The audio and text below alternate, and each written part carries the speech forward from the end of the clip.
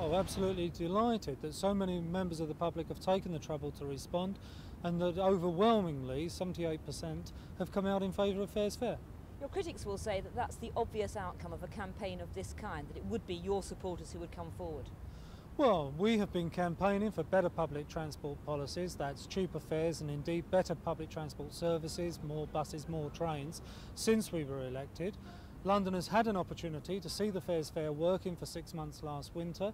We have done publicity campaigns during the spring on trying to get the government to reverse the Law Lords ruling, and now because the government wants our transport plan, we have consulted Londoners, and this has been the response. And maybe it's a result of our campaigning and the public's experience of actually having had the benefit of cheaper fares. Do you think it will convince the government to go as far as you want them to along the lines of subsidy? I think it must do. If it doesn't actually convince the government, it will probably convince their backbenchers, many of whom depend upon commuters' votes in order to get re-elected themselves. Are you then saying you're confident that this now gives you the backing you need? It's the backing that we need, and I'm confident that the government will have to take good notice of it. And if it doesn't? If it doesn't, we'll have to continue fighting. We don't give up because the government says no on one occasion.